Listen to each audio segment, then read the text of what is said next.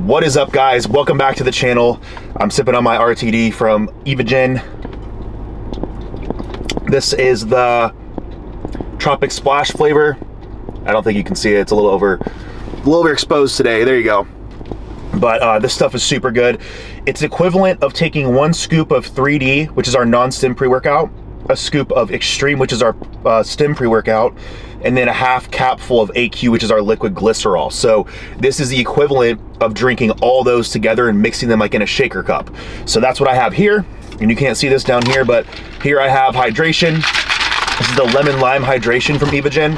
This stuff is crazy. This combo, this RTD and the hydration combo when you work out is just nuts. I usually take the hydration with me. I forgot it at the house today, but I'll do another scoop mid-workout. So I'll do 1 scoop intra-workout, and then I'll pour another scoop into some water that I fill up in the gym, and I'll sip on that for the rest of my workout. And just keeps the pump going, keeps the vibes high, and we're gonna grow some fucking muscle. So check those out, code Espy below. I don't wanna be a walking advertisement here, but they're the best subs in the game. So I am getting my pregame on out here. We're gonna hit some back. I have a whole lot of growth to have on my back before I step on stage next. You know, when I see I'll show you guys what I'm talking about here. When I look at my pictures next to other athletes on stage, particularly a Texas Pro, which is, I believe, my best showing this. I mean, I had 2 great showings. Tampa was kind of a wash. I just looked like shit at Tampa. I mean, looked like shit. I didn't look like I wanted to look. I looked spilled over, flat. It was kind of like not a good peak. It wasn't a good peak. But looking at Texas Pro in Chicago, the only thing I see is that my mid back needs to have more density, and I need more width in my upper back. So that's what we're gonna do. We're gonna focus on it, baby. I mean, I've already grown exponentially since my first national show 3 years ago. I'm not sure if you guys follow me on Instagram, but that's a comparison. This one right here was Junior USA's in 2021, and this was 2024 Texas Pro, so exactly 3 years apart. So a lot of growth there, but there's a lot more to be made. Front shot, I feel like is pretty complete. I just need bigger arms, maybe a little bit more shoulders in the front relaxed. But guys, I talk about this because I envision how do I explain this? I envision how I look when I train. Like, I envision the muscle I'm trying to build and how that looks on stage while I'm training in the gym. And let me give you an example. So for example, say I'm training quads, right? Say I'm training quads and I'm trying to build that, just trying to build overall quad development to look better on stage. You know, when I'm on stage, what am I doing? I'm planting my feet. I'm kind of like pulling my toes towards my heels. I'm driving out on my knees. I have a slight bend in my knees. And I personally like to kind of push my hips through to show more adductor, because when you kind of squeeze the glutes and pull your pelvis under you, and you drive the knees out and you squeeze the pelvis under you like that, it forces your adductors to come out. So what I'm doing is I'm imagining my weak spots on my quads when I'm training, and I'm literally building the mind muscle connection with that area and that muscle group. So you know, you can build mind muscle connection, you know, all through the year. This is a biggest I think this is something that's like misunderstood by a lot of people. The reason posing is so important on the off season is so that you can help build my muscle connection, right? And then another way you can do that, like I just said, is training. So when you're training, imagine, like literally just imagine squeezing the muscles that you're showing on stage in whatever shot you're showing. So say you're doing the front double and you're trying to train your arms, and you're doing an overhead bicep curl like this. Imagine squeezing into a front double bicep and holding it. Build out my muscle connection, build those striations, build that density.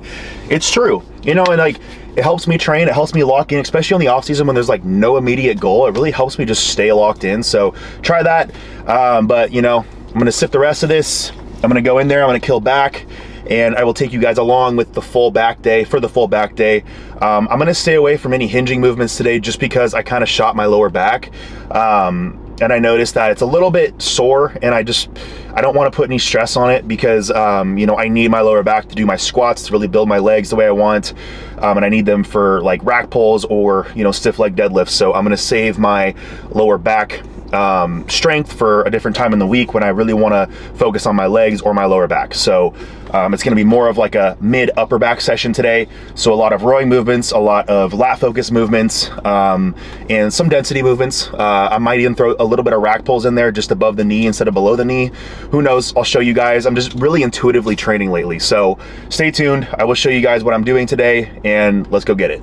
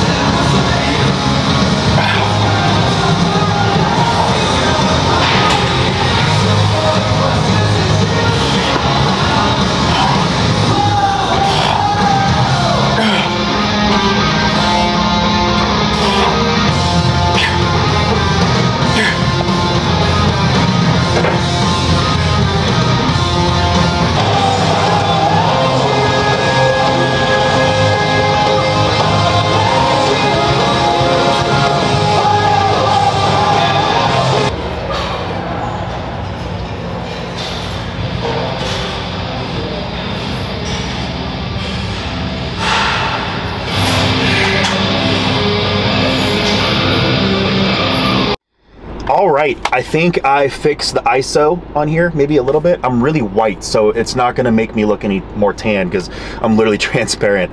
But guys, we absolutely crushed. You know, we crushed back today. I did a little bit of biceps. I maybe got a couple sets of biceps on the video. The gym started to get really packed, and I just like to be respectful of people's space when, and like just, you know, their workouts and stuff when it starts to get more busy. So it was a little bit emptier when I went in there this morning, so I felt comfortable putting the tripod, the camera on the tripod and recording. But you know, when I'm in the way of people, you know, working out and I feel like I'm invading their space, I like to try to just not. So that's kind of, you know, why I didn't record a whole lot of biceps, but I got almost all my back movements, I think all of them, and maybe 1 or 2 bicep movements that I did. But pump was pretty decent today considering, you know, we're on TRT on a cruise, not TRT, we're on a cruise. And yeah, that's it. Let me know if you guys like these style of videos, these vlog style videos. These are, you know, easier for me to do. And I'm probably gonna start posting more of these style of videos because, to be completely honest, I fucking love vlogging and I miss the creative part of editing my own videos. I just honestly miss editing my own videos, and I feel like I just get videos and I just upload them, and sometimes I don't even watch them. And it's like, I don't feel like I'm a part of my own journey on YouTube, if that makes any sense. So that's one of the main reasons I'm switching to the vlog style like this. I mean, I've had this, I bought this A7R5 and like a $1,200 lens. So this is like a $4,000 setup plus the mic. And I've literally recorded on it like once. So I'm like, I need to use this or else it's a complete waste of money. So also, super exciting news. I decided that I want to give back to the sport. I fucking love bodybuilding. I love it with everything in me. And this sport gave me a purpose. It gave me a reason. And it just gave me a reason to push hard in life, to push really hard with everything I have. And I've created my whole life around bodybuilding. Like, my whole life literally revolves around this sport. And I'm like, fuck it, I'm gonna give back. And I'm gonna give back every year by sponsoring a show. And you know, the way I was kind of going about this is I'm like, I want to sponsor a show in 2025 next year. Which show have I had the most fun at? Which show do I think that my money would be best spent in? What promoter is gonna take my money, my hard-earned money, and spend it the right way for the athletes to give them a better experience? And I mean, it was pretty obvious to me. Battle Up Productions, in my opinion, is by far the best ever, hands down. So I'm like, I hit up Freddie and I'm like, hey man, I want to sponsor the show. I want to sponsor Texas Pro next year. So we did it. We did it. I'm now sponsoring the Classic Physique division. So I'm going to be literally handing out the overall Classic Physique award, which is really cool. And it's really awesome to me because that is my division. That's the division that I've thrived in and I've built my career off of. And it's just really awesome. So this is my first step in giving back to the sport. I don't expect anything out of this. I literally just want to give back. And I just really truly believe that if more people see this video and more people give to the sport financially, then people will be able to actually live a better life doing this sport. So that's kind of the big news, I guess, in this video. But that's gonna wrap it up. Super excited. Texas Pro 2025. I am the Classic Physique Platinum sponsor. So, well, not me, but Final Forms Physiques, my coaching company, my LLC. So I don't think I've actually announced that. I don't think I've announced that. For the last 2-3 months, I've had my new coaching business. Before it was Espy Fit. Now, you know, after I left the old coaching company that I was working for, I decided to create a new LLC. It's called Final Form Physiques. And I'm very proud of it. We have 80 amazing athletes that are stepping on stage in the next 2-3 years. You know, we have 6 people coming into nationals. We have 2 people competing tomorrow, which is probably going to be a day or 2 after this video's dropped. And I'm just so proud of everybody, and I'm so excited to continue to build this family. And man, I feel amazing about it. So love you guys. Like this video, share this video, and subscribe for more content. Love you guys.